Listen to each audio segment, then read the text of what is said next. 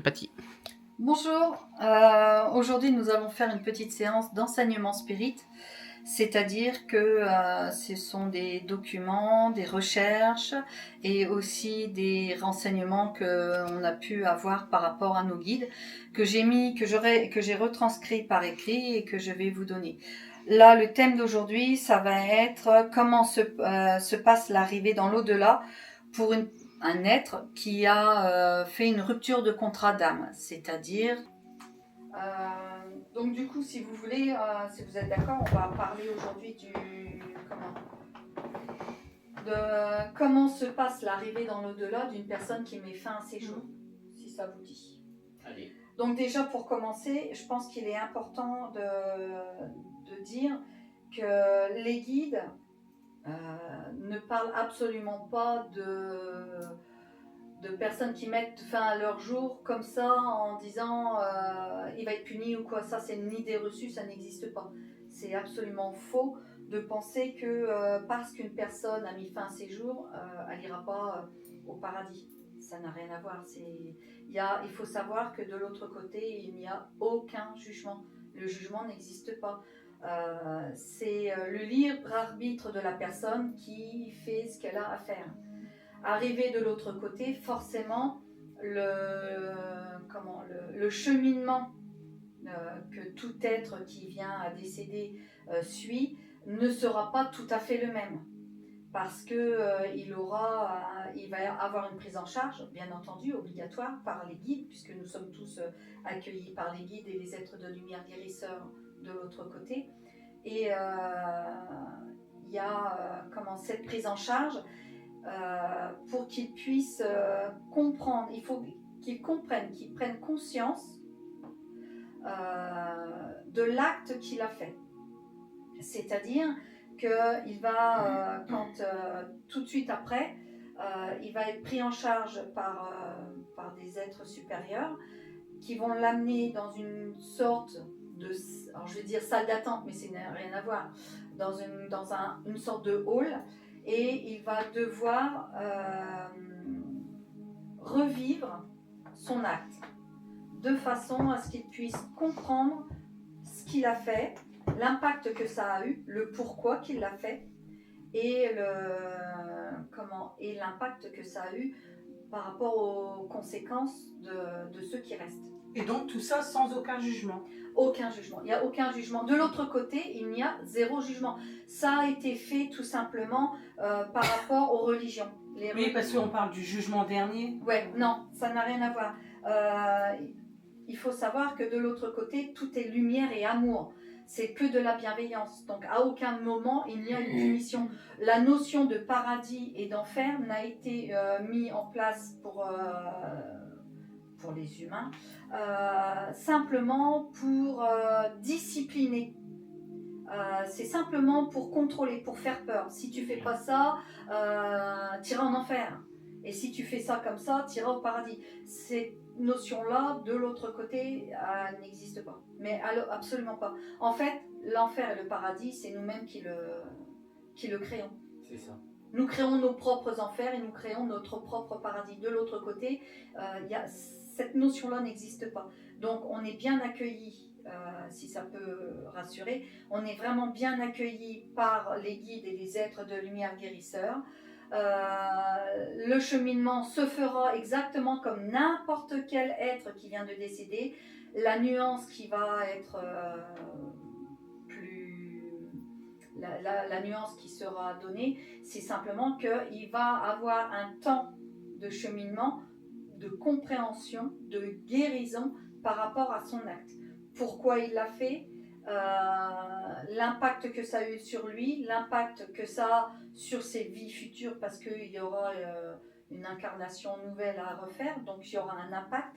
Et puis l'impact aussi, il faut qu'il se rende compte de la douleur et de l'impact que ça a eu sur ceux qui sont restés, du membre de la famille et tout ça. Alors j'ai été même trop vite par rapport à ce que j'ai écrit. Il faut arrêter donc de croire qu'une âme qui a interrompu son contrat est condamnée à errer dans l'éternité. C'est totalement faux. L'au-delà cela n'est que amour et il n'y a aucun jugement. Les droits d'accès sont à la lumière comme n'importe quelle autre âme et le pouvoir de retrouver ses proches. Il retrouvera ses proches. Souvent, quand j'ai accompagné des personnes qui étaient dans le deuil, souvent la question c'était mais est-ce que je vais le retrouver? Est-ce qu'il n'est pas prisonnier dans un endroit où on ne le verra plus parce qu'il n'a plus le droit? Non, ça n'a rien à voir. Ça, c'est simplement purement humain et religieux, peu importe la religion, hein, je ne vais pas faire d'amalgame, on s'en fiche. C'est humain, c'est simplement d'avoir mis un contrôle sur l'humain. Mais une personne qui a mis fin à ses jours sera prise en charge par ses guides, aura un cheminement spécifique par rapport à son acte, mais il retrouvera ses proches, il aura même la possibilité de revenir voir ses proches à partir du moment où il aura fait son cheminement. Il a besoin de faire son cheminement. Alors on dit faire son cheminement, c'est, pour que ce soit plus clair, c'est le fait de se pardonner. En fait, il a un pardon à lui-même à faire par rapport à son acte, c'est-à-dire il doit se pardonner par rapport à la douleur qu'il a infligée à la famille et à ceux qui restent, la douleur qu'il s'est infligée à lui par rapport à l'acte en lui-même. Il va avoir une sorte de bilan à faire et revoir le film de sa vie et là où ça a coincé, qui a engendré cet acte. Et il va pouvoir visualiser les solutions qu'il aurait pu avoir, qu'il n'a pas vues, parce que quand un être humain est dans le désarroi, la douleur et qu'il n'est pas bien, il est aveuglé par sa douleur, il est aveuglé. Donc en gros, il va être obligé de retravailler sur la petite goutte qui a fait déborder le vase. Ouais, complètement. Et en fait, voir s'il aurait fait autrement, s'il aurait suivi un autre chemin, qu'est-ce qu'il aurait pu trouver ou... C'est ça. D'accord. C'est ça, c'est complètement ça. En fait, dans un premier temps, il va revivre. Alors attention, ce n'est pas une punition. Le fait de revivre son acte, ce n'est pas une punition qu'il répète indéfiniment pour une punition. Non, ça n'a rien à voir. Non, c'est juste par mesure de compréhension. Voilà, c'est pour qu'il comprenne son geste, la gravité de son geste par rapport à lui-même et par rapport aux autres. Et ensuite, il va y avoir une prise de conscience par rapport à qu'est-ce qu'il aurait pu faire autrement pour pas en arriver là. Oui, parce que en fait, quand on est incarné sur Terre, qu'on revit, on a un contrat d'âme qui définit notre jour de naissance et notre jour de mort. Oui. Et en fait, mettre fin à sa vie, c'est rompre ce contrat. C'est ça, c'est une rupture de contrat d'âme, tout simplement. D'où les gestes après à travailler. C'est ça. Et il faut savoir que on a un quota d'années à faire ici selon l'apprentissage. D'années A, de N et S. Oui, pourquoi? D-A-M-N. Ah, pas des années, des années. Oui. Oh, je comprenais pas. Oui, mais c'est bien de le soulever. C'est vrai que ça peut porter à confusion, tout à fait. Donc, par rapport aux années, il faut savoir que l'être humain, à partir du moment où il est sur Terre, il a son libre arbitre. Il a une mission de départ.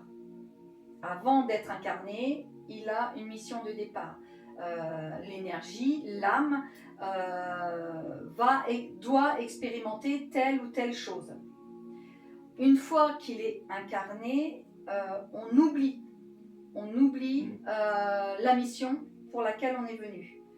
Il le sait au fond de lui. C'est une recherche à l'intérieur de soi. C'est une recherche, c'est dans l'inconscient. Il y a des fois, on se dit tiens, je comprends pas, je ressens ça. C'est quelque chose qui remonte. Mais l'humain, lui, il a son libre arbitre. Il va gérer sa vie comme il l'entend. Donc s'il veut mettre fin à son contrat d'âme, il le fait. Seulement, il devra recommencer. C'est-à-dire que ce qu'il n'a pas fait... Oui, après tout, chacun est libre de ne pas aimer sa vie. Oui, oui, mais alors après, voilà. Mais mais à la base, ça n'est pas écrit qu'on sera une vedette connue ou pas connue, ou un SDF, ou peu importe qui on est, qu'on soit très haut ou très bas dans l'échelle sociale. Alors ça, c'est pas important du tout. En fait, c'est humain. C'est l'échelle humaine, c'est voilà. La seule chose qu'il y a à faire, c'est que à la base, nous avons une mission pour apprendre quelque chose et tout sera mis en œuvre par rapport à nos guides qui sont sur nos chemins pour nous mettre sur les rails pour aller vers cette évolution-là, vers cette mission. Mais comme nous sommes têtus, nous les humains, et que nous n'en faisons qu'à notre tête, on a tendance à prendre des traverses. Mais ça, voilà, c'est comme ça. Et si la vie est trop lourde et qu'on rompt le contrat d'âme, ce qui n'a pas été fait devra être refait au prochain retour, à la prochaine incarnation. C'est obligatoire. Pourquoi que les guides ne peuvent pas empêcher une personne à mettre fin à ses jours ou de rompre son contrat? Tout simplement, c'est le libre arbitre. C'est le libre arbitre. Les humains sont libres. Ils ont leur libre arbitre de fait. Alors le guide, pendant X temps, il va faire en sorte de remettre la personne dans le droit chemin. Elle va faire des situations qui font que si la personne a bifurqué, le guide va faire en sorte de redresser un peu. Mais si l'humain est têtu, il ne veut pas, il ne voit que son objectif qu'il s'est fixé lui, sans avoir au fond de lui cette sensation qui dit c'est pas ça, mais qui ne s'écoute pas, c'est le libre arbitre. On ne peut pas ça lui est même complètement interdit au guide d'intervenir concrètement dans la vie de la personne. Ça lui est formellement interdit. Alors il va essayer de protéger, il va essayer de tout faire pour pas qu'il en arrive à interrompre son contrat, mais à partir du moment où la décision est prise, le guide ne peut pas intervenir, il n'en a pas le droit. Il sera là pour l'accompagner après, il sera là pour l'accueillir une fois que l'acte aura été fait et lui expliquer ce qui va se passer après, mais en aucun cas il est autorisé lui-même, parce qu'il y a une hiérarchie de l'autre côté et cette hiérarchie a une valeur et ils ne peuvent pas passer outre. Donc la première étape qui se passe après l'acte en lui-même de la rupture de contrat, c'est que le plus déroutant, une fois que la personne a mis fin à ses jours, c'est de voir la souffrance de ses proches sur Terre. Il va le vivre. Il va vivre la souffrance des proches qui sont restés. Mais ça peut être horrible pour... Oui. Mais il faut qu'il en prenne conscience. Alors attention, ce n'est pas une punition, ce n'est pas pour lui dire « Ah, c'est pas bien ce que tu as fait, regarde le mal que tu as fait ». Non. C'est surtout pour lui ouvrir, entre guillemets, les yeux, parce qu'on comprend bien qu'il n'y a plus de Dieu. Hein. C'est vraiment pour lui montrer à quel point l'acte qu'il avait décidé de faire l'avait complètement aveuglé. Il l'a rendu sourd et aveugle d'une certaine manière. Sourd parce qu'il n'a pas écouté ni son guide, parce qu'on le ressent en soi, ni sa famille qui ont peut-être tendu la main pour l'en sortir. On ne peut pas aider une personne qui ne le veut pas. C'est ça. Parce qu'il y a des œillères. Oui, c'est ça. Et donc, ils se sont mis dans une bulle complète et ils n'entendent plus, ils ne voient plus. Donc, la première chose qui va se passer, arriver de l'autre côté, c'est de faire tomber les œillères et de lui rendre la vue et l'ouïe pour qu'il se rende compte l'impact de son acte a eu sur ses proches. Donc, la souffrance qui en découle. Et donc de tout ça, il va voir par exemple la vie que ses proches auraient eue si lui, il aurait continué son contrat. Alors après, ouais, il va avoir, et on va lui montrer, en fait non, on va pas lui montrer, c'est-à-dire qu'il va faire tout un cheminement et il va prendre conscience quand il va voir le défilé de sa vie, surtout à cette période-là, les solutions qu'il n'a pas vues. Les solutions qu'une personne a pu lui apporter en disant mais si tu peux faire ça comme ça, tu as une possibilité de t'en sortir. Mais comme je dis, comme ils sont dans une bulle et qu'ils ne voient pas, ils n'entendent pas, voilà, c'est... Alors là, je parle en général, je ne rentre pas dans le détail du pourquoi que la personne met fin à ses jours. Hein. Ça peut être une maladie, ça peut être un... Oui, voilà, ça peut être plusieurs... Là, je parle en général. Je ne rentre pas dans un détail bien spécifique, hein, d'accord ? Donc, le plus déroutant, une fois mis fin à ses jours, c'est de voir la souffrance de ses proches sur Terre qui vont être très en colère après lui et qui vont vivre la culpabilité. Souvent, c'est de la colère des vivants envers la personne qui a mis fin à ses jours. Donc, il ne va pas comprendre pourquoi les membres de la famille ou les proches sont en colère. Pourquoi ils culpabilisent eux alors que c'est lui qui a fait l'acte. Donc il faut qu'ils comprennent que de son acte, les gens vont culpabiliser parce qu'ils vont se dire je n'ai pas su l'aider, je n'ai pas su voir avant, ils vont être dans la culpabilité. Et ça, il faut qu'ils le voient, il faut qu'ils le vivent. Il faut qu'ils le entrent à l'intérieur, enfin dans son énergie, dans son âme, il faut qu'ils le ressentent. Même si c'est plus comme nous on ressent nous oui, c'est là, la même chose, c'est nuancé, c'est nuancé. Le guide, il est là pour interrompre cette colère que va ressentir le protégé, parce que quand il va être témoin de la scène du ressenti de ses proches qui sont restés sur Terre, il va s'en vouloir à lui. Il va avoir une colère envers lui-même. Donc le guide est là pour atténuer, pour poser cette colère. Il ne faut pas qu'il reste en colère. Du coup, ça fait encore un sacré travail, je veux dire, au guide pour après le soutenir. C'est ça, c'est ça. C'est un accompagnement. En fait, c'est pas une aide comme on peut faire ici entre nous en disant bah tiens, tu as besoin d'aide, je suis là. C'est une aide qu'on apporte. Là, c'est un accompagnement. Parce que même dans l'au-delà, la personne qui a rompu son contrat a toujours son libre arbitre de oui ou non, il s'en sort. Il est dans l'accompagnement. Il est là pour lui montrer que, d'accord, il est en colère après lui-même parce qu'il fait souffrir sa famille, il fait culpabiliser sa famille. Donc, l'entité va être en colère après lui-même. Et c'est là où ça va être assez sensible.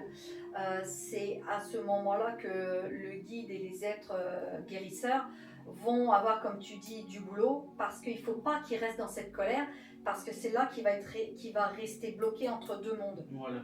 Il ne pourra pas passer dans la lumière. Alors, il passera. Oui, mais quoi qu'il arrive, tous les êtres passent. Ça, il faut le savoir. Mais ça mettra plus de temps, sachant qu'il n'y a pas de notion de temps de l'autre côté. Non. Mais ça mettra plus de temps parce qu'il va rester encore figé dans cette colère. Mais parce que tant qu'il n'aura pas compris de lui-même... C'est ça. Il faut qu'il fasse son propre apprentissage de son acte. Il faut qu'il l'apprenne. Oui. Du coup... Bonjour. Moi, ma question, c'était du coup, est-ce que le cheminement d'une personne qui s'est retirée la vie est plus long qu'une personne qui est décédée de mort naturelle? Non, ça veut rien dire. Ça veut rien dire. Ça veut rien dire. Non. D'accord. Parce que tout dépend du pourquoi de la fin de contrat. Et puis, le cheminement n'est pas tout à fait le même. Parce que quand, dans la générale, qu'il y ait fin de contrat ou fin de vie naturelle, pour tous, le bilan, on dit souvent, on entend souvent autour de nous que les gens revoient leur vie. Mais ils ne revoient pas leur vie de la naissance au dernier jour, ils voient du dernier jour à la naissance. Ça, on a versé. C'est ça, c'est ça. Donc, du coup, la personne qui a mis fin à ses jours va voir, la première chose, c'est son acte. Et après, tout doucement, il va remonter jusqu'à sa naissance. D'accord ? Ça ne mettra pas plus de temps parce que une personne qui était pas très sympa mettra peut-être plus de temps à accepter le fait que de se pardonner lui des actes qu'il a fait. Oui, ou alors qu'il n'a pas toujours été sympa avec... Qui était dans la maltraitance. Une personne qui est dans la maltraitance mettra peut-être moins de temps qu'une personne qui a mis fin à sa vie. Ça veut rien dire en fait. Il n'y a pas de... D'accord, ok. Tout dépend du travail à faire, du contenu complet. Oui, parce que ceux qui rompent leur contrat, finalement, c'est un accord avec eux-mêmes de rompre. Tandis qu'une fin de vie, par exemple, on va dire dans un accident, la personne n'est pas forcément OK pour rompre. Ah mais non, voilà. Non, ce n'est pas du tout la même... Le cheminement, il sera certainement plus long. Alors, plus long ou pas, après... Tout dépend de l'individu. Ouais, mais c'est ça. C'est surtout le travail à faire sur soi. Voilà, c'est ça. C'est le travail à faire sur soi, c'est le travail, l'incompréhension. Une personne qui est, dans la spiritualité de son vivant, comprendra plus facilement et rapidement les choses. Il sera plus dans le pardon et l'acceptation de soi et partira plus vite. Enfin, ira dans la lumière plus vite. Qu'une personne qui est obtuse, qui est dans la maltraitance, aura du mal à accepter le fait de devoir se pardonner, parce qu'il y en a, ils sont tellement imbus de leur personne qu'ils vont dire comment ça je dois me pardonner quoi, je suis très bien, je suis parfaite. Moi j'ai rien fait. Voilà, tu vois, donc la notion de qui va plus vite que l'autre. Et même je sais pas, une personne comme ça qui ne croyait pas déjà à ça de base va déjà avoir le cheminement de mais pourquoi je suis là, qu'est-ce que je fais là, pourquoi, ça c'est un autre travail. Comment ça se fait que je suis là pour après ensuite pouvoir retravailler sur... C'est ça. Après, là, chaque départ est propre à l'individu. Oui. Qu'il soit par rupture de contrat d'âme, qu'il soit par accident, qu'il soit suite à une maladie, qu'il soit de vieillesse, X raisons, accident, je parle pas que accident de la route, ça peut être toutes sortes d'accidents. Il peut se faire assassiner ou quoi, enfin c'est un acte violent et une rupture brutale, voilà, cherchez le mot, merci. Toutes ces panels de rupture de contrat n'auront pas le même, alors à la base n'auront pas le même cheminement. Oui. C'est un travail, ils ont tous un cheminement qui est nuancé. C'est tous le même, mais il est nuancé par rapport à la façon qu'ils sont partis à la base. Et puis il faut savoir aussi qu'une personne qui part est imprégnée au début de ses résidus terrestres et humains. Et il faut qu'il se déleste de tout ça. Si c'était quelqu'un qui était avare, qui était pressé sous et qui était très matérialiste, il faut qu'il se déleste de ça. C'est pour ça qu'il est plus facile d'une personne qui était dans la spiritualité, qui était dans un éveil, aura plus de facilité à retrouver ce qui se passe de l'autre côté quand il va voir son guide et ses êtres guérisseurs. Il va dire « Ah oui, je me souviens, je connais. » Oui, tiens, en fait, maintenant je me souviens de toi. Voilà. Donc, ça sera plus facile de se délester des choses qui lui collent à l'âme et partir plus vite. Et parce que dans une certaine manière, le pré-travail a déjà été fait, on va dire. C'est ça. Une personne peut être à laisser son matérialisme de côté. C'est ça. C'est ça. C'est de son vivant, si on n'est pas plus matérialiste que ça, parce qu'on en a besoin dans la vie de tous les jours, mais on n'est pas... s'il est là, c'est bien, c'est mieux, mais s'il n'est pas là, on n'en fait pas... toute une histoire. Voilà. Donc, une personne qui sera plus dans l'amour, la bienveillance, quelqu'un qui a conscience de la qualité humaine sur Terre et de son vivant, aura plus de facilité de l'autre côté. Ça, c'est indéniable. Et attention, c'est pas parce que la personne a mis fin à son contrat qu'elle n'avait peut-être pas, qu'elle n'était pas pas bienveillante. C'était peut-être une personne qui était très bienveillante, qui avait une spiritualité plus, mais quelque chose dans sa vie a fait que... Il y a eu un ras-le-bol. Voilà, il y a eu quelque chose qui a fait que j'arrête. Oui, c'est oui. Voilà. Donc, cette personne-là qui était dans la bienveillance et qui avait une spiritualité et un éveil assez avancé, mais qui a mis fin à son contrat, pour cette personne-là, quand le guide va être là, il va comprendre tout de suite le travail qu'il y a à faire, parce que cette notion-là, c'est comme nous, on sait, on connaît cette notion de travail, de cheminement qu'il y a à faire. Quand notre tour viendra, on saura. Et donc, du coup, on ne sera pas dans non, je veux pas. Oui, voilà. Hein, on ne sera pas dans cette facilité à dire mais non, je ne suis pas mort, c'est pas vrai.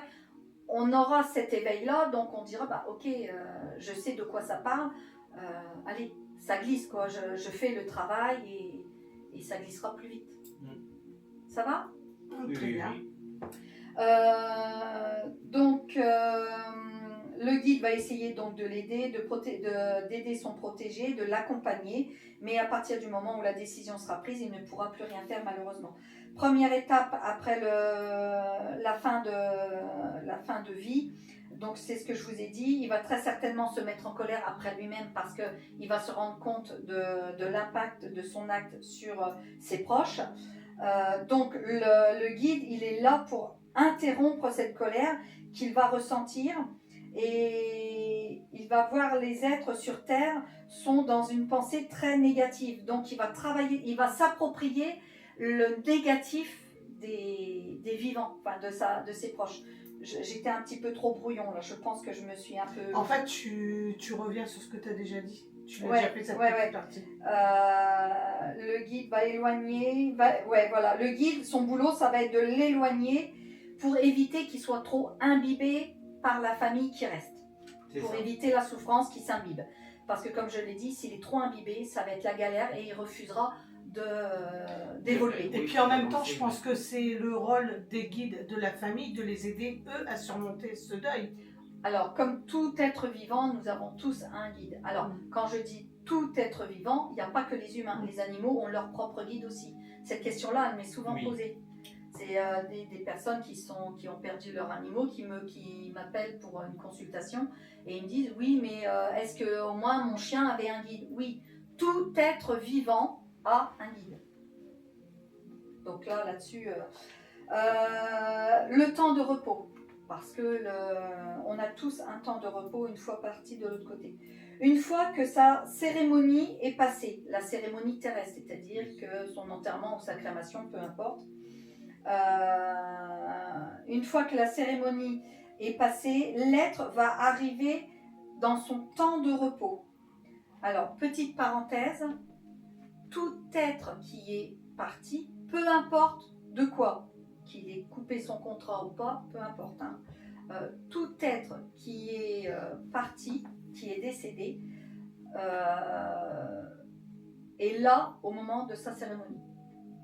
Alors, on ne les voit pas. Pour ceux qui ont des capacités, oui, on peut ressentir, on peut voir, mais... Des fois, c'est même un peu comique de les voir. Oui, il y a des fois, mais bon. Mais pour les personnes qui sont dans la douleur et qui vivent même si une personne a des capacités, si c'était un proche qui lui était très très très proche avec beaucoup beaucoup d'amour, c'est la douleur qui va être au-dessus de la vision. Il faut savoir que toutes les personnes qui sont passées de l'autre côté est là au moment de la cérémonie. Alors, ils ne sont pas là pour voir qui était là, d'accord, et ils s'en fichent, en fait. Ils s'en fichent de Pierre-Paul Jacques qui était là, ou en disant Arthur n'était pas là, ils s'en fichent. Ils ne sont pas là pour ça, c'est que ça fait partie de leur travail. Ça fait partie de leur travail. C'est un au revoir, c'est un deuil pour ceux qui restent, mais c'est un cheminement, une page qui se tourne pour eux. De leur vie terrestre. Oui. Donc ils sont là, oui. Ils sont présents. Oui, ils sont présents. Pour les autres, ou ils sont présents pour eux, les deux. Leur ils sont là pour les deux. Leur corps. Les deux. les deux en fait. Ils sont là pour eux parce que ça fait partie de leur cheminement quand ils passent de l'autre côté.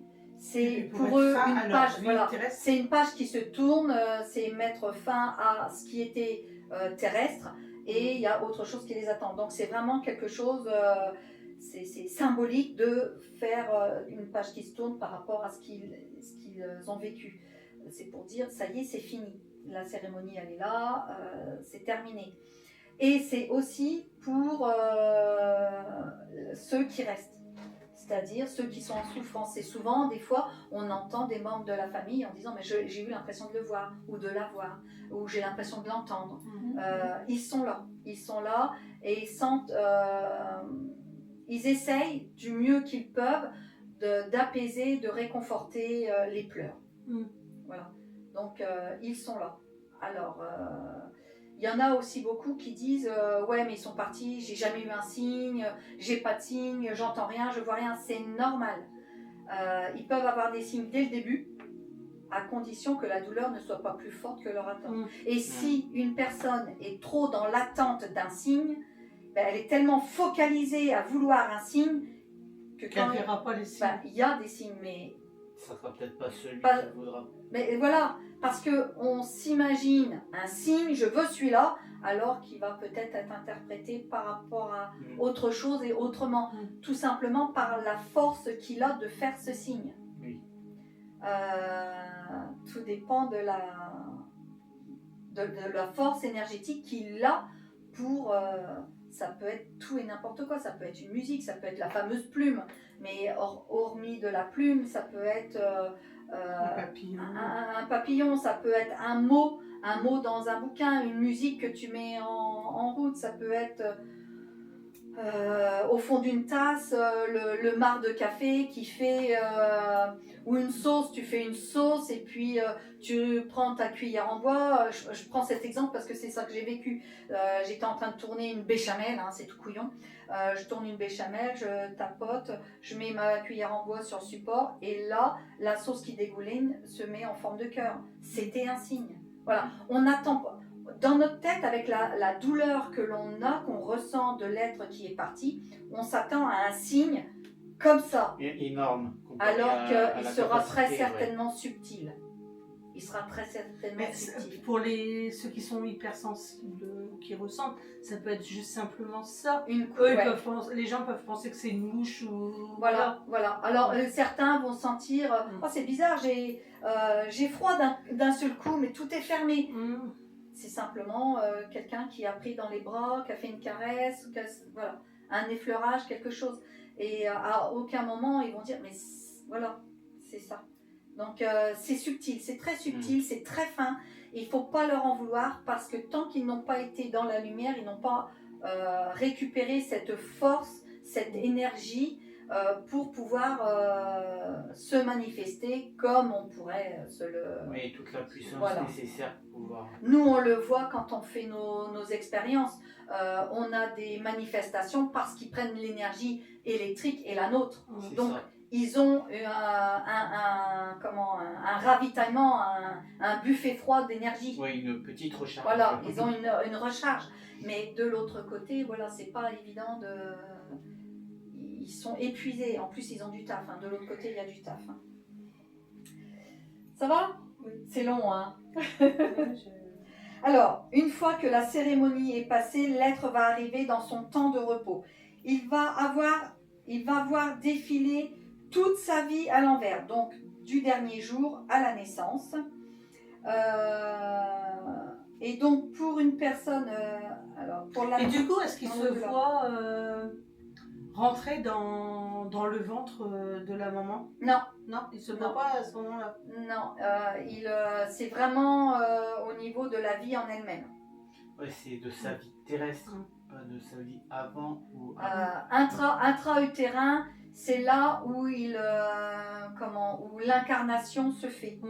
Donc, en fait, il n'a pas besoin de se voir, il le vit puisqu'il était encore une âme avant d'être incarné. Oui, c'est ça, c'est vraiment sur le moment. C'est à partir quand il sera sur Terre, quand il sera né. C'est la naissance.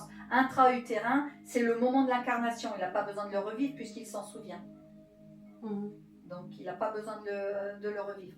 Il va revivre qu'à partir... Et encore, il va revivre jusqu'à ses 1 an.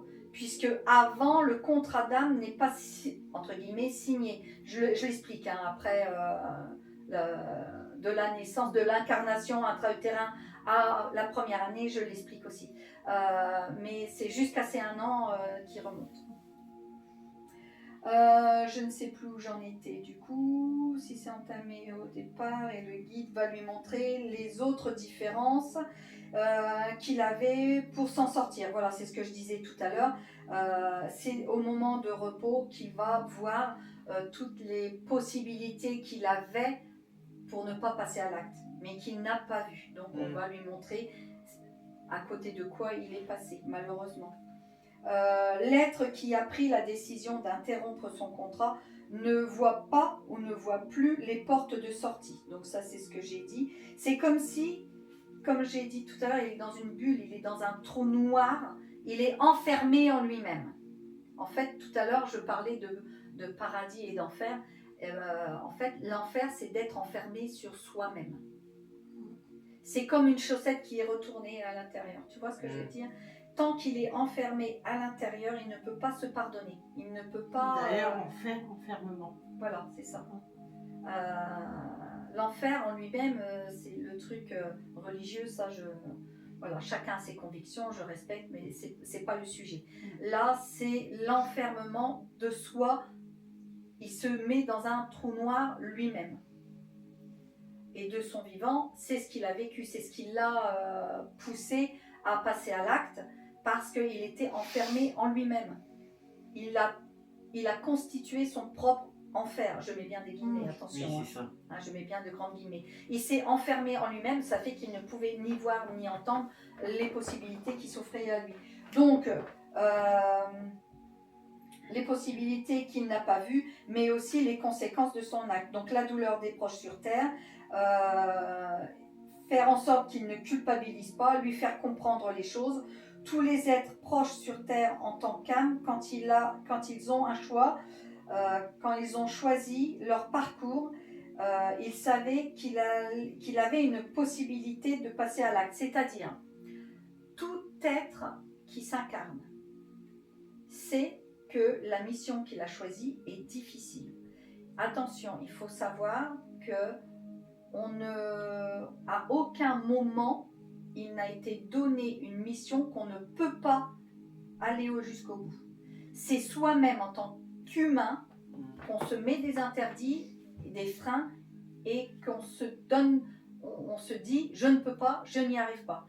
Il faut savoir qu'au moment de l'incarnation, des choix, des missions, des épreuves à passer, parce que ça fait partie de l'évolution, il y a une mission, il y a des épreuves à passer. Il faut savoir que selon le caractère de la personne qui va grandir et évoluer sur Terre une fois née, aura des épreuves qui ne seront jamais au-delà de ses compétences, de ses capacités à passer. Il n'y a pas de... comment j'ai pas les mots. Je sais pas si vous comprenez ce que j'essaye de dire. Ben, ça ne pourra jamais aller plus loin que ce qu'il est capable en lui-même de faire. Ouais, voilà. Il peut le faire. C'est seulement qu'il ne le voit pas. Il ne s'en sent plus le courage, donc il met fin à son contrat d'âme. Mais il faut savoir qu'à la base, rien n'est fait pour ne pas y arriver. Toutes les épreuves sont faites pour être surmontées. Et elles sont surmontables. Alors après, il y a des degrés de douleur, de difficulté. Je comprends. Je comprends. Il ne faut pas me sauter à la gorge en disant oui, mais une personne qui est en souffrance, qui a une maladie, qui a ci, qui a ça, qui met fin à ses jours parce qu'elle n'en peut plus, je peux le comprendre. Ça, c'est pas un problème. Je le comprends, je le respecte, c'est pas un souci. Mais il faut savoir que c'était comme ça, c'était écrit comme ça. Les épreuves ne sont pas insurmontables. C'est nous-mêmes, en tant qu'humains, qu'on se met des freins, des barrières et qu'on ne peut pas aller au-delà. Il y a toujours une solution, sauf qu'on ne la voit pas. Alors oui, si une personne qui est atteinte d'une grave maladie, elle n'a pas la solution, elle est en phase terminale, je ne suis pas contre. Si la personne veut finir, elle finit. Seulement, son contrat d'âme est coupé alors qu'elle aurait dû partir naturellement de cette maladie. Donc il y a un quota restant dû. C'est ça. Il y a un quota restant dû. Donc ce qui fait que ce qui restait à vivre entre l'acte et ce qui était prévu, il faudra le rendre. Donc c'est dur ce que je vais dire, mais quand il y aura une autre incarnation, ce qui restait à vivre, il le vivra et il repartira. Ceci dit, ça marche également pour les personnes qui mettent fin à leur vie en étant assistées. Ah oui, une fin de vie, c'est une fin de vie. Peu importe si c'est une fin de vie assistée. Comme ça, c'est humain. On était en plein dans oui. le débat non, de mais l'autorisation ou pas. Mais ça, c'est humain. Voilà. C'est les autorisations pour notre cerveau, pour être... comment je pourrais dire Donc, aider un proche à partir, c'est mettre fin à son contrat d'âme, même s'il avait donné son accord avant. Donc c'est... Alors, ce n'est pas le proche. Le proche va accompagner. Oui. Il va accompagner celui Je me suis rendu compte de la bêtise que j'étais en train de dire. Non, mais c'est pas grave. Un proche qui va accompagner une personne qui a décidé de rompre son contrat par assistance, il fait que l'accompagner. Il n'a rien à voir là-dedans. Au contraire, il ne le laisse pas tout seul pour faire le chemin. Donc bon, quelque part, voilà. C'est simplement que la personne qui met fin à son contrat, il a le libre arbitre de le faire. C'est pas parce que la loi est signée qu'il s'est autorisé à le faire. Chacun est libre de faire par rapport à ses propres convictions et ce qu'il vit. Mais ça, c'est humain. Moi, je parle de l'autre côté. Si la personne est gravement malade et qu'elle préfère mettre fin à ses jours pour pas devenir un légume à la fin, libre à elle. Elle fait la demande, ça c'est pris en charge par rapport à la loi qui vient d'être signée et tout. Il n'y a aucun souci. Alors ça ne pose pas de problème du tout. Là où, ce que je veux en venir, c'est que là où ça a été interrompu et qu'il lui restait, on va dire, 2 ans à vivre. Oui, peut-être même moins. Moins ou plus, je donne un exemple. S'il lui restait entre sa rupture de contrat et la mort naturelle, il avait 2 ans de quota, c'est 2 ans qu'il doit rendre. C'est-à-dire qu'il va s'incarner, il va revenir, et à l'âge de 2 ans, il partira. Oui. C'est le quota à rembourser. C'est comme ça.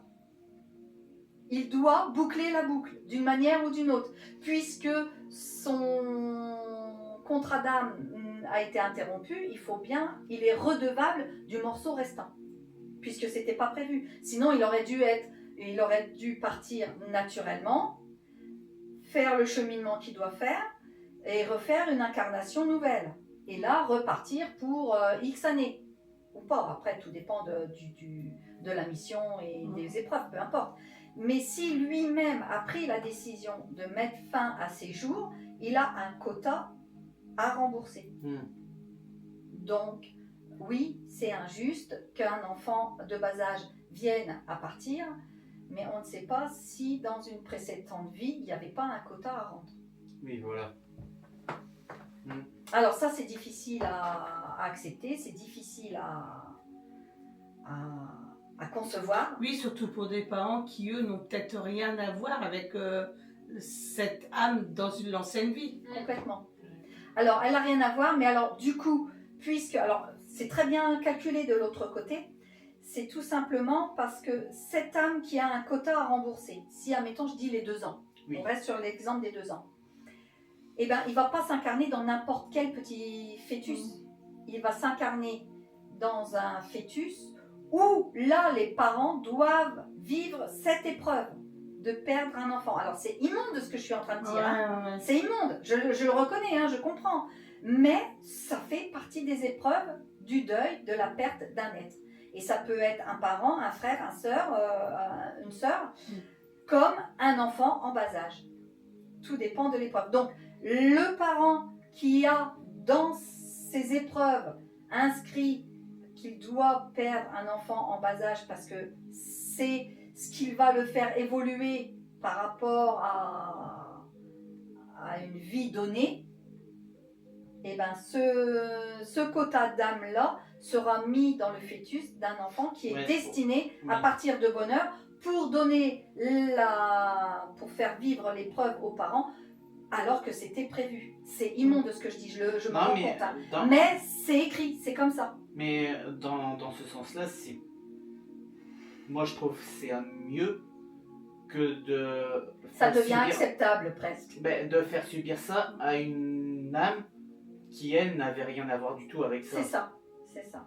Parce que faire subir ça à une âme, par exemple, qui aurait eu toute une vie à vivre, elle peut la vivre ailleurs et puis laisser la place à cette âme qui a que 2 ans à vivre. C'est ça. Parce que cette âme qui doit rembourser ce quota, elle va se réincarner de suite pour rembourser, mais elle n'aurait, en fait, c'est un couac dans la matrice parce qu'elle n'aurait pas dû s'incarner de suite dans ce fœtus-là, puisque théoriquement, selon ce qu'il aurait appris de ses missions, de tout ce qu'il aurait vécu, il aurait dû avancer autrement.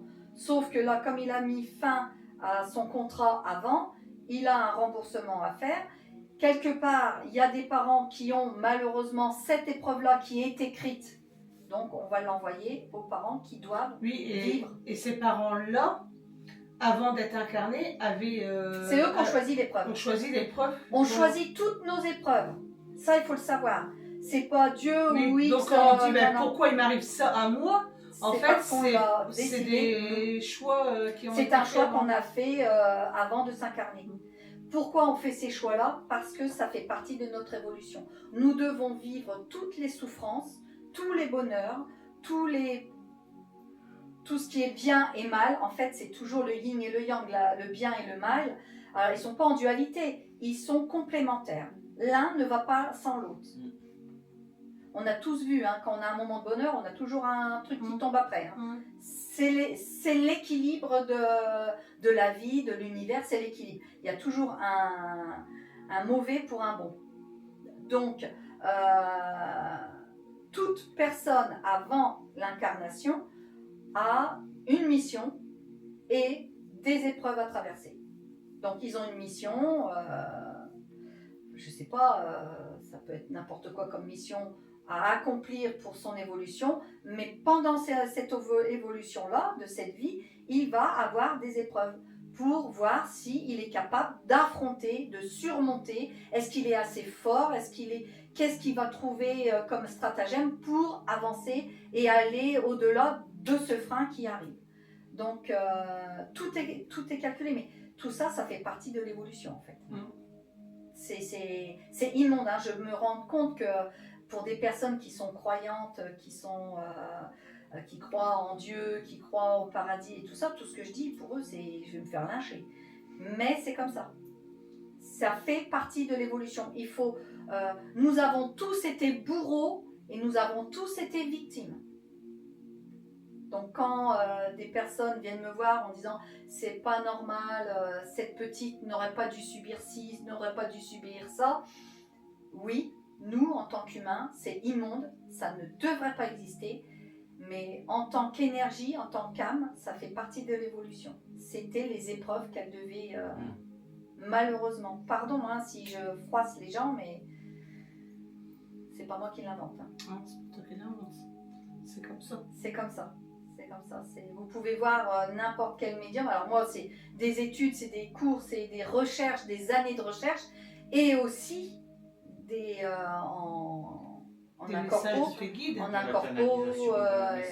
messages qu'ils m'ont donnés. Hein. Voilà, ça doit être comme ça. Donc je fais que donner ce qu'ils m'ont transmettre. Donc tout ça, ça a été dit. Alors le quota émotionnel. Alors est-ce que ça revient à ce que j'ai dit ? quand on choisit à s'incarner et qu'on choisit les épreuves de notre guide, ok. En tant qu'âme, on a tendance à prendre beaucoup d'épreuves à surmonter pour évoluer. Sauf que le guide, nous avons un quota émotionnel. Oui, voilà, il y a aussi le quota à rembourser, le quota émotionnel. Donc, parce que quand on est de l'autre côté, alors moi, ça m'a fait réfléchir et quelque part, j'ai trouvé ça complètement... moi en tant qu'humaine, hein, quand j'ai reçu ce message-là en disant que avant l'incarnation, on veut tout prendre. C'est-à-dire que nous, en tant qu'énergie, en tant qu'âme, on veut tout essayer parce qu'on veut, en fait, on a une évolution à faire. Une évolution pour être lumière, pour être à notre tour guide. Et puis après, monter encore. Donc, c'est tout un cheminement. Et on veut évoluer rapidement. Alors, avant de s'incarner, on se dit, moi, je veux ça, je veux ça, je veux ça, je veux ça, je veux faire ça. Alors, cette mission-là, je veux aller là. Et je vais prendre comme épreuve ça. Sauf qu'on a une charge émotionnelle. On a un quota émotionnel, un trop-plein émotionnel. Et là, le guide, il est là pour nous dire, hey, attends, calme-toi. Oui, parce que c'est là qu'il risque justement des ruptures de contrat. Voilà, c'est ça. Et c'est pour ça que j'en viens, c'est que même en tant qu'âme, énergie, avant incarnation, déjà là, on a notre libre arbitre. Si le guide, l'être de lumière, nous dit attention, tu prends une épreuve beaucoup trop lourde pour toi, ne la prends pas, elle va être trop lourde. Il nous le dit. Oui. Mais certaines âmes pensent qu'elles y arriveront. Donc il se dit, alors les guides disent attention danger, ça va être trop lourd. On te le dit. C'est une prévention, mais c'est pas une interdiction de la part. Le libre arbitre, il existe. Il existe pour les âmes, pour les guides, pour nous, pour le libre arbitre. On ne peut pas obliger une personne à faire ou ne pas faire si elle a décidé le contraire. Voilà. C'est impossible. Et donc du coup, quand cette âme, cette énergie décide de prendre trop lourd, les guides envoient d'autres personnes pour l'aider. Parce que le moment où il va vivre l'épreuve qu'il a choisie, qui paraît trop lourde pour lui, le guide, comme l'autre, il est déjà têtu, hein, déjà, elle commence bien, hein, il est déjà têtu, le guide va dire, bah alors, attends, je vais t'envoyer telle et telle personne pour t'accompagner et essayer de te relever et te donner des solutions pour que tu puisses surmonter. C'est pour ça que des fois, dans nos vies, on rencontre des personnes qui sont temporaires. On va les rencontrer, ça va être génial, on va super bien s'entendre avec, on va durer quelques années, quelques mois, enfin, peu importe la lignée du temps, elle n'a aucune importance, mais cette personne-là, elle a une mission. Elle est peut-être là au bon moment pour vous porter. Sinon, cette épreuve aurait été trop lourde. Et après, cette personne, elle disparaît de votre vie, elle déménage, elle est mutée par son travail. Alors des fois, on va se téléphoner, s'écrire, mais tout doucement, ça va s'étioler. Voilà. Ça va ? Oui. Si vous avez des questions, n'hésitez pas. En tant qu'âme, quand ils ont choisi leur parcours, ils avaient des possibilités. Donc le quota émotionnel, c'est OK. Alors, tous les quotas émotionnels sont différents des uns et des autres. Alors, il faut savoir, pour rappel, la planète Terre est l'endroit où on vient travailler l'émotionnel. C'est là où la planète Terre est là. Comment je pourrais vous dire ça sans que je me fasse passer pour une dingue? En fait, je vais être très haut perché, mais... Il n'y a que sur Terre qu'on a les sentiments de haine, les sentiments d'injustice. C'est ça, c'est ça. En fait, on vient sur Terre parce que c'est vraiment... C'est dans notre évolution, pour vous donner une idée, c'est la maternelle. Donc, ah oui, on n'est pas fini. Ah ouais, alors, oh là là. Oh, on est loin, on est très très loin. Dans un autre débat, je vous montrerai les familles d'âmes, les différentes familles d'âmes. Ça sera un autre. Oui. Ça sera un autre. Mais comment ? la planète Terre, elle est faite, c'est là où il y a les pires épreuves. Pour nous, notre évolution. C'est notre bac à passer. Donc, on a du chemin. Ouais, on a du chemin. Donc, pour rappel, la planète Terre est l'endroit où l'on vient travailler l'émotionnel. Le guide sait et prévient si l'être prend trop d'épreuves et qu'il ne pourra pas gérer ou supporter. La plupart des âmes savent et écoutent leur guide et acceptent d'enlever des épreuves. Mais d'autres pensent pouvoir les surmonter au risque de devoir rompre leur contrat d'âme. Donc, c'est ce que j'expliquais tout à l'heure. Oui, c'est peut-être le genre de personne qu'on dit oh, mais c'est bizarre, il leur arrive que des trucs. C'est ça. Ceux qui ont la poisse. Ouais. C'est ceux qui ont la poisse, c'est ceux qui ont pris trop d'épreuves. Ils ont une mission, mais ils n'arrivent pas au bout parce qu'ils ont tellement pris d'épreuves qu'il leur arrive. Et c'est les gens, des fois, on les entend, on dit mais qu'est-ce que j'ai fait au bon Dieu? Il m'arrive que des couilles.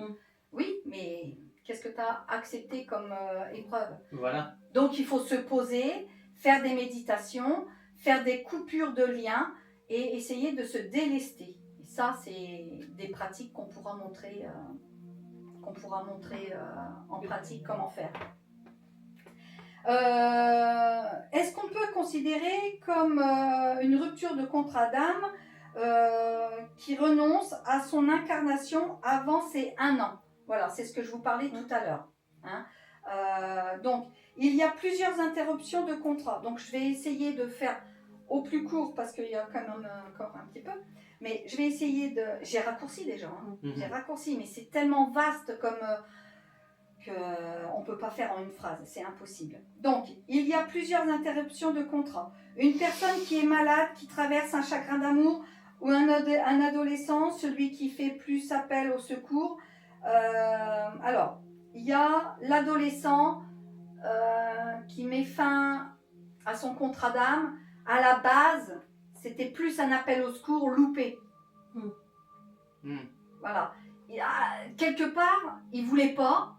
Mais comme c'est un appel au secours qu'il ne peut pas verbaliser, il fait un acte qui pense qu'il va se louper, mais pas de bol, il ne s'est pas loupé. Il s'est pas loupé.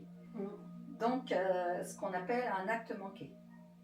Il y a le chagrin d'amour. Mais du coup, justement, oui. En fait, on dit que les enfants sont purs, mais l'adolescent, il est compté comment du coup? Il n'est pas pur. Alors, l'enfant est pur jusqu'à 6-7 ans. Aujourd'hui, nos générations, à 8 ans, ils sont déjà pollués et conditionnés par rapport à leur éducation, par rapport à ce qu'ils voient. Là où ils sont vraiment purs, c'est avant d'aller à l'école. À partir du moment où ils vont à l'école, là, ils commencent à être pollués. Ils commencent à être pollués. Mais ils sont encore dans cette... Ils sont encore malléables. C'est pas malléable, mais ils ont encore... cette vision. Oui. Parce que les enfants voient tout, ressentent tout. Oui, ils ont encore une part d'innocence. En fait, ce qu'on dit un enfant est innocent, il a sa part d'innocence, c'est qu'il a son âme encore là. Oui. Il a encore cette incarnation, voilà. L'âme qui l'a incarnée, il est encore en contact avec la pureté et avec l'au-delà. Un enfant qui dit j'ai un ami imaginaire, c'est pas spécialement un ami imaginaire, mais ça c'est un autre débat. Oui, c'est un autre sujet. C'est un sujet encore qu'on pourra reparler. On en a des sujets, hein, la vache. Oui. Donc l'adolescent, non, il est pas pur du tout. À partir de 8-9 ans, il est pollué. D'accord. Il est pollué, donc là ça part de l'autre côté. Celui qui a une maladie incurable va rendre ses derniers moments de survie terribles car sa maladie est trop lourde et n'a plus les moyens de réfléchir, parler, situation. Donc là, il y a ça, c'est ce que je disais tout à l'heure. Il y a les chagrins d'amour. Les chagrins d'amour, c'est après une rupture, il ne se remet pas en question, il ne veut surtout pas entendre raison. Donc, et c'est là que je disais, il est sourd, il est aveugle, il ne veut pas entendre raison. Il y a les ruptures de contrat avec les adolescents qui sont souvent des appels au secours parce qu'ils subissent des choses. Soit ils ne sont pas entendus par les adultes, soit ils n'osent pas dire par rapport à un harcèlement ou quoi que ce soit. Alors il y en a, ce sont des actes pas manqués, mais que c'est décidé parce qu'ils n'en peuvent plus, et il y en a, c'est un acte manqué parce que c'était qu'un appel au secours. Voilà, il y a différentes catégories qu'il faut prendre à part. Mais ils ont demandé à venir sur Terre en sachant que ce monde allait être compliqué, mais ils savaient aussi que par leur ouverture de conscience, ils pouvaient aider les autres, mais arrivés dans la conscience terrestre, ils trouvent trop lourd et se sentent perdus. Ils se trouvent plus assez, ils n'ont plus leur ouverture pour aider les autres, et cela peut les amener à faire une rupture de contrat. L'appel au secours, celui ou celle qui met en scène une tentative de rupture de contrat sans vraiment vouloir mourir, mais qui se loupe et passe de l'autre côté, à la base, c'est pour faire peur ou montrer que quelque chose ne va pas. Donc ça, dans son cheminement, quand il va être de l'autre côté, c'est pareil. Lui, il va arriver, il va pleurer, il va dire, mais c'est pas ça que je voulais. Bah oui. Donc, tu vois, dans son travail à lui, de son cheminement, il va avoir ça en plus à travailler. Donc, pour l'enfant avant 1 an, il y a 4 paliers à passer. Une âme peut renoncer à son incarnation jusqu'à l'âge de ses 1 an. C'est pour ça que alors entre guillemets, pardon, mais on banalise pas, hein, mais quand il y a la mort subite d'un nourrisson, c'est dur ce que je dis, hein, mais c'est parce que justement l'âme, jusqu'à ses 1 an, il a le droit de ne pas garder cette incarnation et de partir. Alors, je ne sais pas si ça va aider ou pas aider, mais... En gros, pour faire un amalgame avec la vie terrestre, on va dire, ça peut être une période d'essai, en fait. Ouais, si tu veux. Donc, ça peut être la mort subite du nourrisson, ça peut être la fausse couche, ou ça peut être mort-né. Voilà, ça dépend de l'étape. Ça dépend. C'est-à-dire que, comme je disais tout à l'heure, une âme qui a pris trop lourd, qui prend trop de charges d'épreuve, une fois qu'il est dans le fœtus, peut se rendre compte que finalement, oui, il n'assumera pas. Il n'assumera pas, il a pris trop lourd, il reconnaît qu'il a pris trop lourd. Donc il peut interrompre. Ok. Voilà. Tu vois, ça peut Est-ce qu'il peut se rendre compte aussi qu'il n'a pas choisi les bons parents? Alors, normalement, les parents sont choisis. Oui, mais justement, s'il se rend compte avant 1 an que finalement... Est-ce qu'il peut se rendre compte que les parents ne vont pas être à la hauteur de la mission que lui... Attends. Ça peut être plein de choses. Il y a plein de paramètres qui font que, généralement, les parents sont choisis. Qu'ils soient bons ou mauvais, ça, c'est pas le débat. Ils sont choisis. Mais voilà. C'est surtout dans la lourdeur des épreuves. Dans la lourdeur des épreuves, il peut se rendre compte, il a jusqu'à ses 1 an pour dire, ben non, finalement, j'y arriverai pas. Et d'arrêter. Sans conséquence pour lui. Sans conséquence. C'est-à-dire qu'il va passer tout de suite de l'autre côté, il va faire un mini bilan parce qu'il n'y a quasiment rien, et il va pouvoir repartir quasi dans la foulée.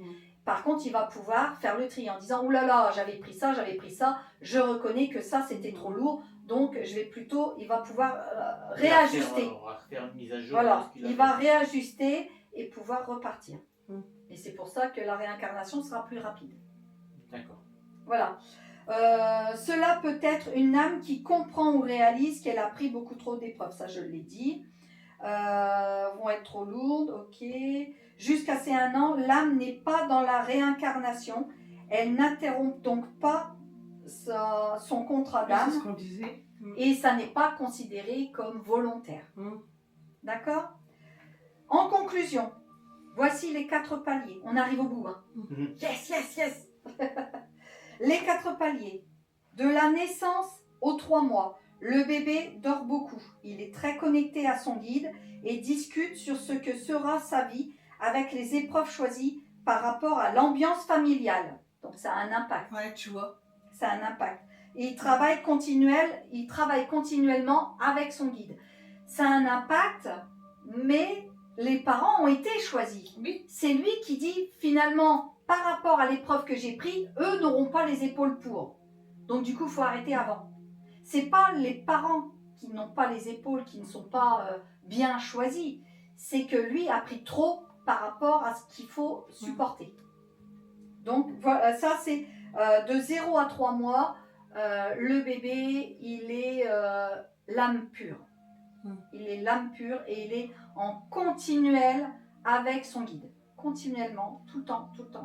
Et ils font des bilans, ils font des réunions et ils cochent.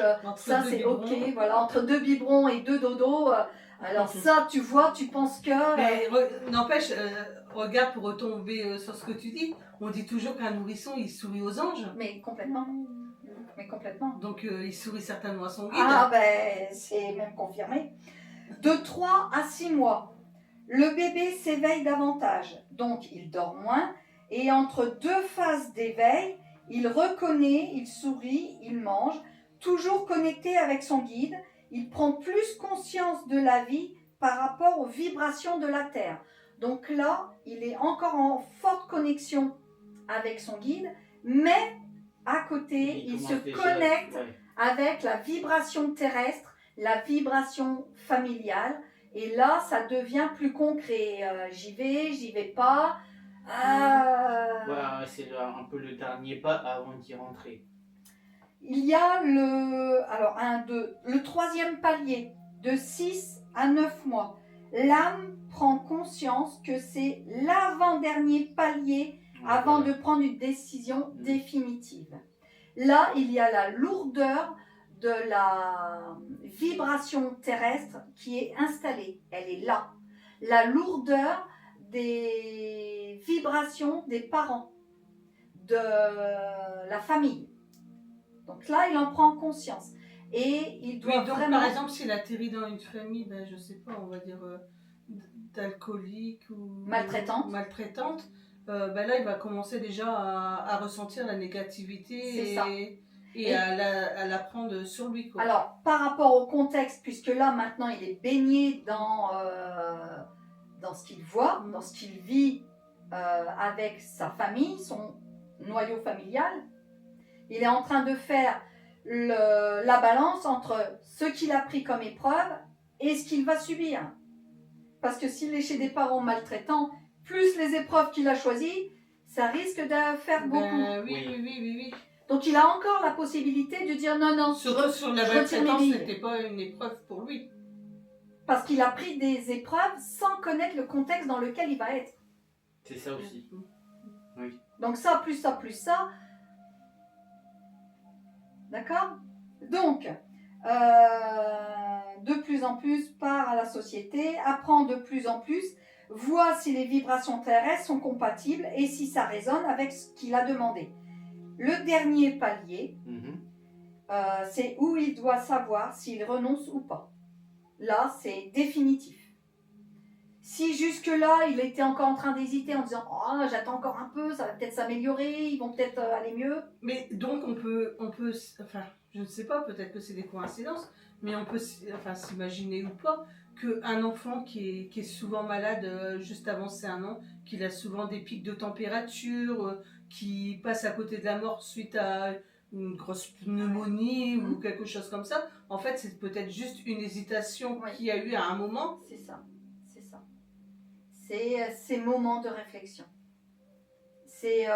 On le met pertinemment dans une situation de faiblesse pour lui dire tu pars ou tu restes. Voilà, c'est ça. Ensuite, donc le dernier palier où il doit savoir s'il renonce ou s'il accepte son contrat d'âme. La signature est définitive. Là, c'est le CDI, direct. Lorsqu'il se mettra debout à la verticale, avant même qu'il puisse parler, qu'on va lui retirer la mémoire. C'est-à-dire que c'est à partir de là qu'il va oublier son guide, il va oublier l'au-delà, tout ce qu'il faisait encore.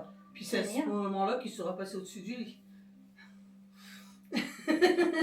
Puis commencer les bêtises. Donc, avant même qu'il puisse parler ou on va lui retirer la mémoire. Il ne saura plus, il ne connaîtra plus ses vies d'avant, parce que jusqu'à ses 1 an, toutes ces vies d'avant ont aussi une influence sur ce qu'il va vivre là. C'est pour ça qu'il y a les vies antérieures, les épreuves qu'il a choisies, la mission de vie qu'il doit accomplir, plus le contexte familial. C'est du lourd, hein? Ouais. Sans compter la transgénérationnalité. C'est du lourd. À 1 an, au moment où il marchera, qu'il se mettra à la verticale, c'est terminé, la signature est faite. Il n'a plus accès à ses vies antérieures, il n'a plus accès à son guide. C'est le guide et ses ancêtres qui auront accès à lui, mais lui, c'est terminé, c'est coupé. Il ne saura plus ses vies d'avant, ni ce qu'il a demandé à ses 1 an. Il ne peut plus faire marche arrière, il ne peut plus renoncer à sa réincarnation. C'est vache, hein. Et du coup, petite question, oui. les enfants qui mettent plus de temps à marcher... C'est ce que j'étais en train de penser. Oui, les enfants qui marchent à 13 mois. T'as des... Après, à partir du moment... Alors, c'est 1 an, mais c'est pas 1 an pile anniversaire. Ouais. C'est à partir du moment où il est debout et qu'il marche. Donc, s'il marche, admettons, à 14 mois, c'est qu'il hésitait encore. Il avait un sursis. Il a eu un sursis. Ok. Non, mais c'est pas... Non, mais Voilà, c'est pas au jour le jour, à l'heure ou à la minute. Hein. C'est à partir du moment où il est debout. Donc un enfant qui se mettra à marcher qu'à 14 mois, voilà, mais c'est une goutte d'eau, quoi. 12-14 mois, c'est une goutte d'eau, c'est rien. C'est pas... Donc, pardonner, ce n'est pas accepter. Il faut sortir du jugement face à un proche qui interrompt son contrat d'âme. Travailler sur la colère par rapport à celui qui a rompu son contrat, c'est important de le comprendre. Il est important de dire à l'être qui est parti, ne te retourne pas, ne t'occupe pas de ce qui se passe sur Terre, tu dois avancer. Je vais y revenir, hein. Mais je lis déjà. Tu dois avancer, nous, ça va aller, suis la lumière, écoute la voix, l'important, c'est toi. Ce n'est pas culpabiliser, on ne peut pas l'empêcher de ne pas juger et être dans l'amour. Il doit être dans l'amour. Parce que là, c'était la phrase de fin quelque part. C'est simplement pour dire que, alors, c'est très difficile pour ceux qui ont lu sur les spirites ou le groupe La vie après la vie que j'ai mis il n'y a pas longtemps un post qui explique ça à peu près, hein, où on va, qu'est-ce qu'il y a après la mort. C'est tout en bas de ce que j'ai écrit. C'est dur, c'est vrai que c'est dur ce que je vais dire, mais il faut savoir que nous qui restons sur Terre, qui vivons le décès d'un être cher, nous sommes dans la douleur, on est d'accord. Ça fait mal à la panse de vivre sans cet être que l'on aimait plus que tout au monde, peu importe le lien familial. Ce que je vais dire, c'est compliqué et en même temps, c'est clair comme l'eau de roche. Plus on est dans la douleur, plus on pleure, plus on les retient. C'est-à-dire qu'on les empêche d'évoluer, on les empêche d'aller, de faire leur cheminement et d'avancer. N'oubliez pas, notre rôle d'âme, c'est quand même d'évoluer, c'est d'apprendre, d'évoluer pour que nous, à notre tour, nous devenons guides, êtres de lumière après beaucoup d'incarnations. Mais notre but, c'est d'aider, c'est d'être dans l'amour et dans la bienveillance. Plus on souffre, alors il est normal et humain d'avoir mal, mais il ne faut pas que ça dure 30 ans. C'est ça. Vous voyez ce que je veux vous dire? Il y a un moment, il faut respecter le cheminement du deuil. Nous avons un deuil à traverser. Nous devons le respecter. Nous devons respecter ce deuil. Nous devons souffrir. Nous devons pleurer. Mais il y a un temps donné pour ça. Il y a un moment où il va falloir se souvenir de l'être cher qui est parti. Se souvenir de lui dans les bons moments. Oui, en positivité. On allume toujours une bougie blanche. Alors les bougies chauffe-plat, ça fait l'affaire, il n'y a pas besoin des cierges non plus, sauf à l'église si on veut, ou à la cathédrale, peu importe. Mais à la maison, une bougie blanche chauffe-plat, on l'allume en pensant à cette personne, en donnant son prénom, et surtout en ayant une pensée positive d'un souvenir d'une connerie que vous avez fait ensemble, d'un fou rire que vous avez eu ensemble, d'une anecdote, d'un partage qui était dans la bienveillance, dans le bien-être. Il faut absolument leur apporter ça. Parce que plus on pleure en disant oui, en fait, on s'enferme nous-mêmes dans notre bulle interne. Mais ça vaut pour tout départ. Tout départ. Pas que pour les ruptures. Tous. Alors, pour tous les départs, mais là où ça sera un impact plus dur, ça sera les accidents, enfin les départs de choc, que ce soit un accident, un assassinat, peu importe, quelque chose qui est brutal, et les ruptures de contrat.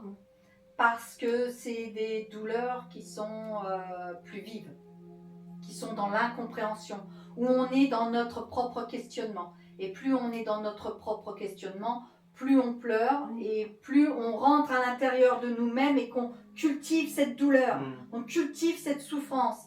Il y a même, et je parle en connaissance de cause, puisque c'est mon métier d'être accompagnante, j'ai des personnes qui sont venues me voir, notamment une maman qui est venue me voir, qui n'arrivait pas à faire le deuil de son fils, ce qui est normal, et je peux le comprendre, mais ça faisait plus de 20 ans qu'elle le pleurait. Sa chambre, c'est devenu un mausolée. Personne n'avait le droit de rentrer dans sa chambre, parce que elle l'a perdu adolescent, et elle était dans l'incompréhension.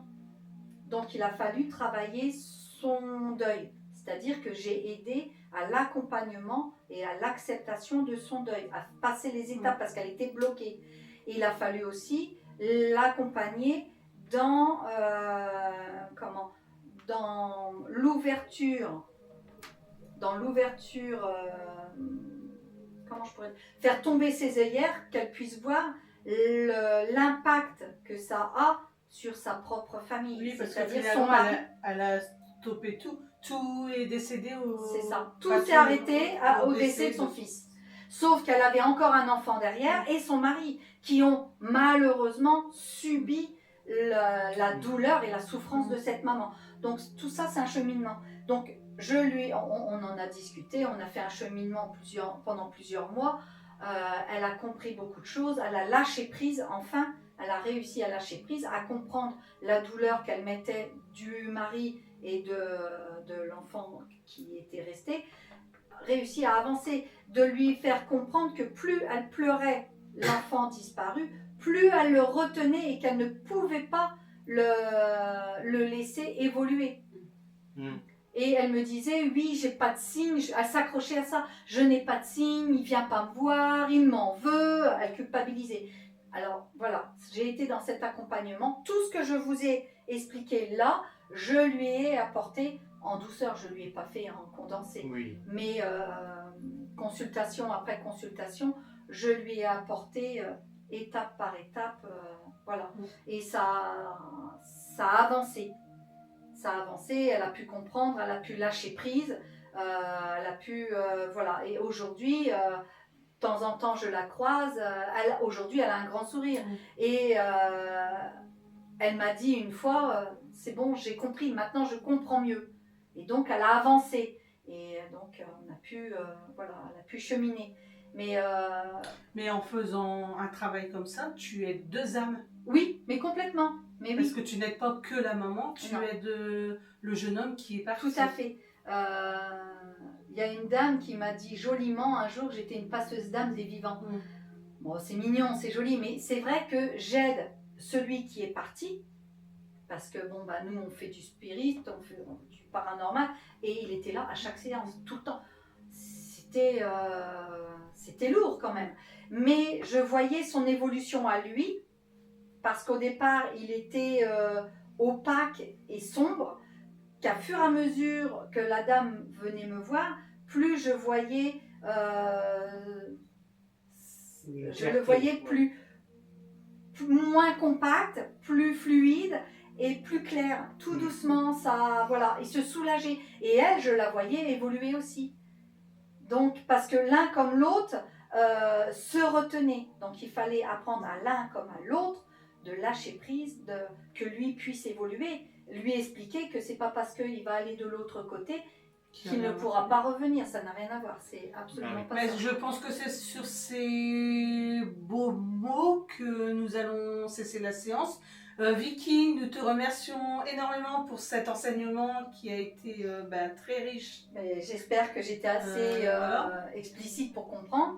Pas hésiter à poser des questions. Surtout, oui. N'hésitez pas à nous écrire en commentaire ce que vous en avez pensé, si vous avez des questions, ou pourquoi pas si vous avez un sujet que vous aimeriez qu'on traite.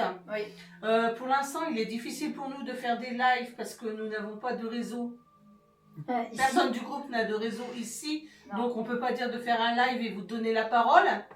Mais voilà, donc pour l'instant c'est une solution. Mais ça, on essaie de regarder. Donc, je vais préciser, il est important de préciser pourquoi il n'y a pas de réseau dans cette pièce où on se réunit. Tout simplement parce que quand on fait nos expériences avec le matériel et tout, on n'est pas pollué par tout ce qui est connexion et tout ça. C'est pour ça qu'ici il n'y a pas de connexion de rien du tout. Les téléphones ne passent pas, donc quand on fait du spirit ou quoi que ce soit, on sait que nos appareils, s'ils réagissent, c'est pas parce qu'on a un téléphone connecté, du tout. Voilà. Bon ben voilà, nous vous remercions énormément. Merci. Au revoir les spirites. Merci.